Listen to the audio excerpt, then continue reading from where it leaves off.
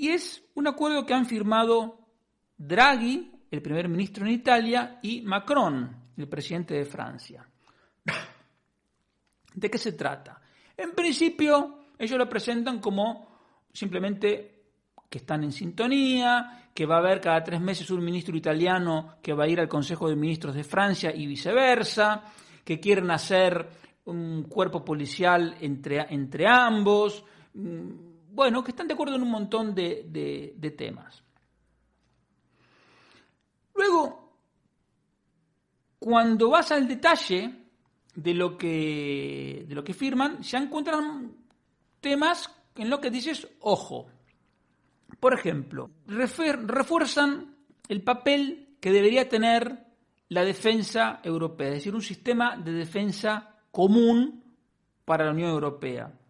Entonces yo digo, si se trata de defender las fronteras, me parece bien. Y yo me imagino que estando Draghi, esto tiene que ser una preocupación fundamental, porque a Italia han llegado 800.000 personas en pateras, cosa que es algo incomprensible, como la Unión Europea no ha sido capaz de poner el número necesario de lanchas patrulleras suficiente para evitar ese flujo continuo de gente que se juega la vida, que se explotaba por mafias, etcétera, para cortar ese flujo definitivamente. Entonces, si es para controlar las fronteras, para que no lleguen más pateras a ningún país europeo, eso me parece razonable. Es más, no entiendo cómo no se ha hecho ya. Ahora, si queremos un ejército europeo para empezar a intervenir por el mundo en cuestiones que nos son ajenas, entonces ya, y además decididas por no sé quién, ya la cosa no me gusta tanto. Obviamente no han avanzado en los detalles, pero sí te puedo decir que esto del sistema de defensa europeo, que afortunadamente lo presento como un complemento de la OTAN, puede tener esas dos variantes. Una positiva, insisto, si es para controlar las fronteras, no me parece mal.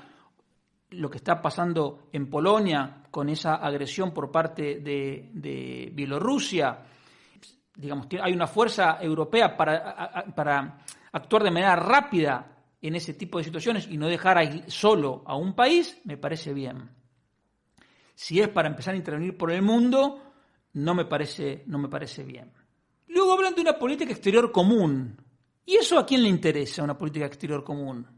Porque ¿qué vamos a estar de acuerdo los 27 países de la Unión Europea en todo? ¿Y quién va a decidir? Y ahí es donde es el tema, si querés, más preocupante.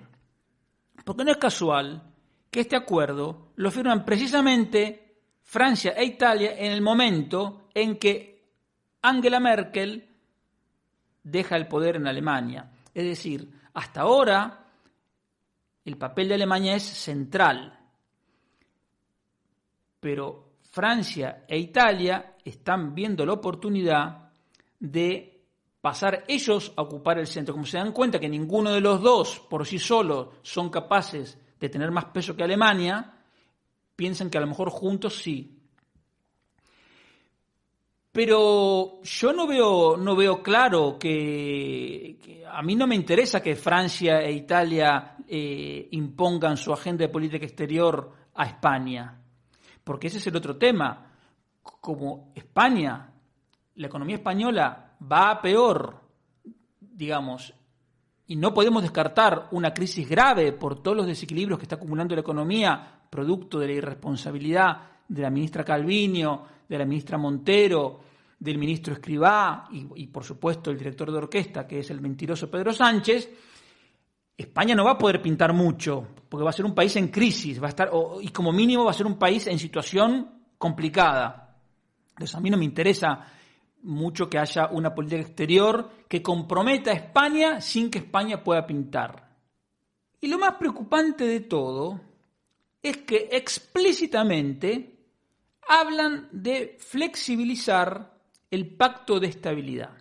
El pacto de estabilidad lo que dice básicamente es que los países no pueden tener un déficit fiscal de más del 3% del PIB y que su deuda pública no puede ser de más del 60% del PIB.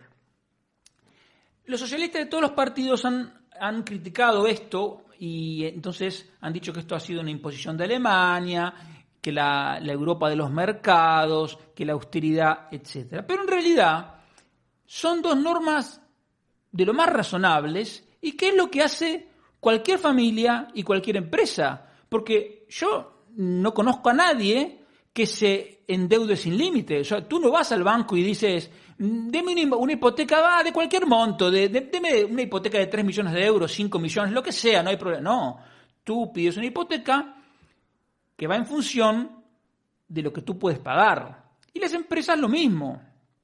Bueno, Francia e Italia quieren que este límite, que es de lo más razonable, salte por los aires.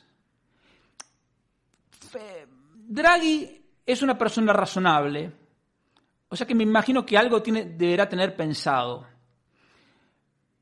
Por eso ahí dejo un margen de confianza pequeño, pero un margen a Draghi le doy. A Macron no. Pero me acordé de una frase de Warren Buffett en una de sus cartas, cuando dice, desconfía de los gestores de empresas que cuando ven que un indicador les da mal, cambian el indicador, o sea, cambian la medida de su desempeño. Dicen, porque en esos casos, normalmente lo que convendría hacer no es cambiar el indicador, sino cambiar al gerente.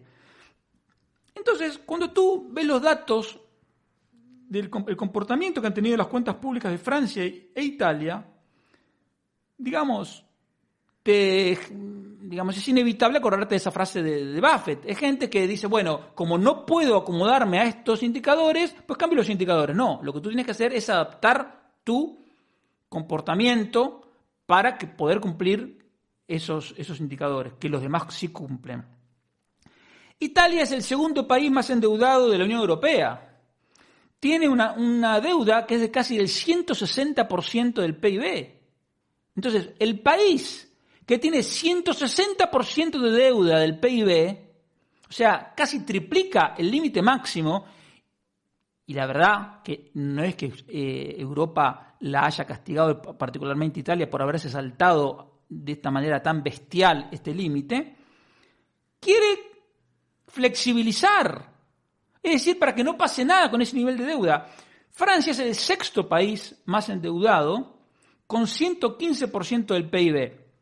Evidentemente a Sánchez no le han preguntado, pero él firmaría gustosísimo. Y ese es el problema.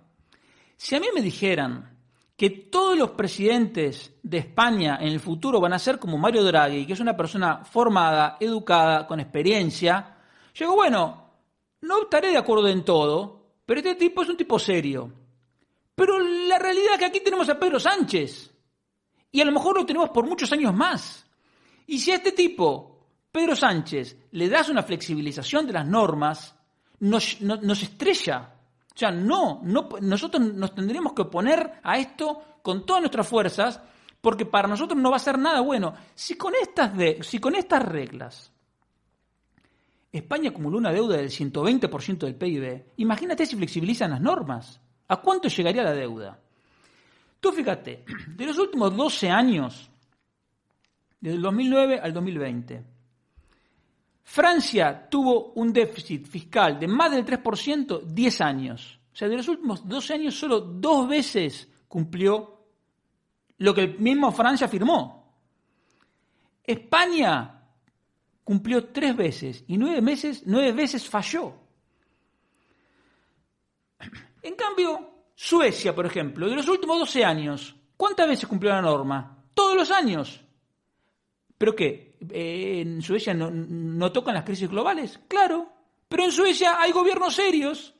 Por lo tanto, es mentira que haya que flexibilizar las reglas fiscales para que los países sean prósperos, porque Suecia es un país que todos los años y durante estas 2 crisis ha tenido un déficit fiscal de menos del 3% del PIB. El año pasado, que España tuvo un déficit del 11%, Suecia tuvo uno de 2,8%.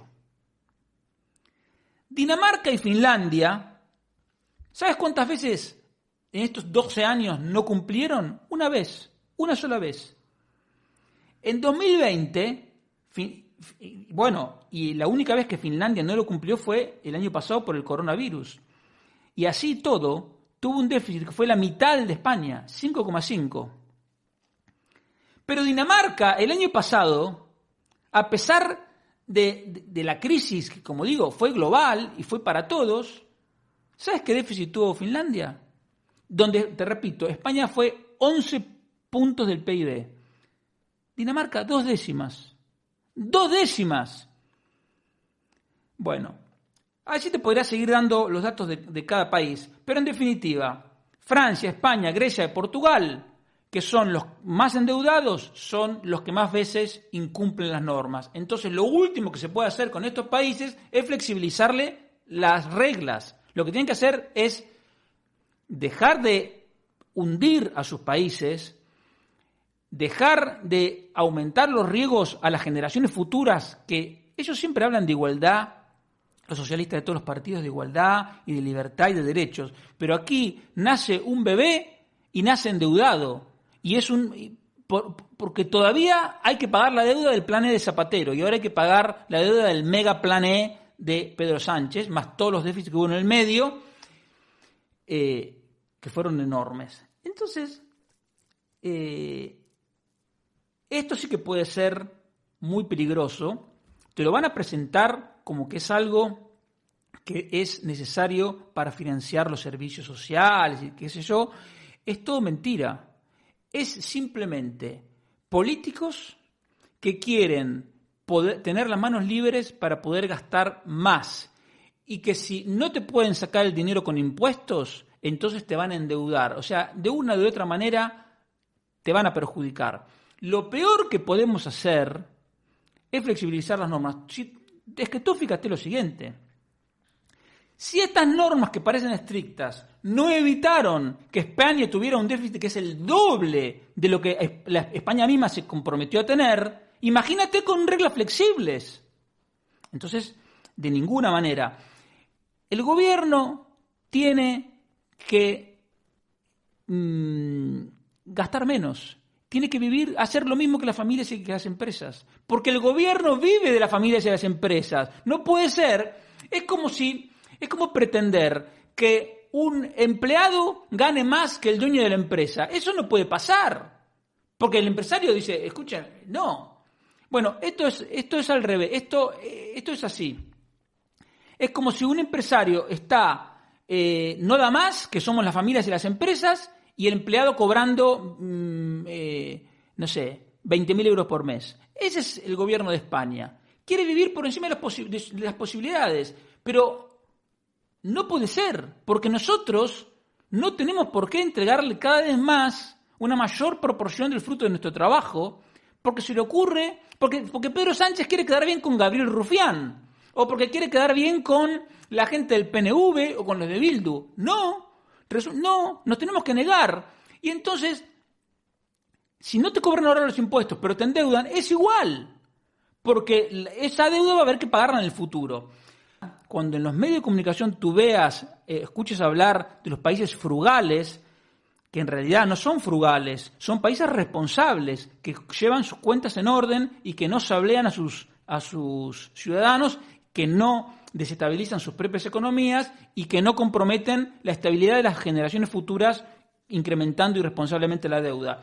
Entonces, hay un debate, se va a presentar un debate entre los mal llamados frugales y por otro lado los modernizadores, flexibilizadores, los guays. No caigas en esa trampa. Unos son los gastizos y otros son los responsables.